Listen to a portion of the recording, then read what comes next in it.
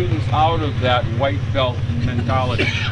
All right, so it's so easy, once a student has just a, very simple types of movements, all of a sudden, the energy is just coming from the shoulder, and they become harder and harder and faster, but they're not realizing their potential. All right, so what I try to do is to get you to understand that that's fine for white belts, but at some point, you've got to get weaned. You got to get into the heavy food kind of thing. And if you were trying, I was explaining to one of the black belts here, he was throwing a punch really powerful, but it was just from here. I said, if you were trying to push a car, would you try to push the car standing like that? No, you're going to get underneath it and, move it this way. And it's the same principle with Sanchin. When you're hitting something, you've got to hit with the ground. Oh, all right.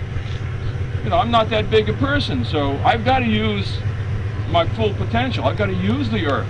I can't just rely on speed and on my shoulder movement. So you've got to try, and when you're working with your fellow students, check that out. If you see someone still practicing like a white belt, he's been there for 10 years, just try to have a beer with them someday and say, gee, let's just practice something, let's try something, and just try to get them to move from the ground.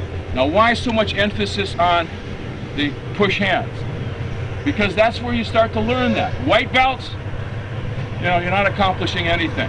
Brown belts, well, maybe a little bit more. But when you get up to black belt, there's very little movement with the arm. It's all coming from your body. And that's the same kind of feeling that you have when you're throwing the punch.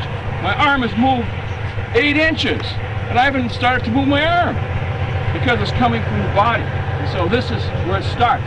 And then you throw out the rest of the punch. And that's the way you should be doing your Sanchin and all of your kabi.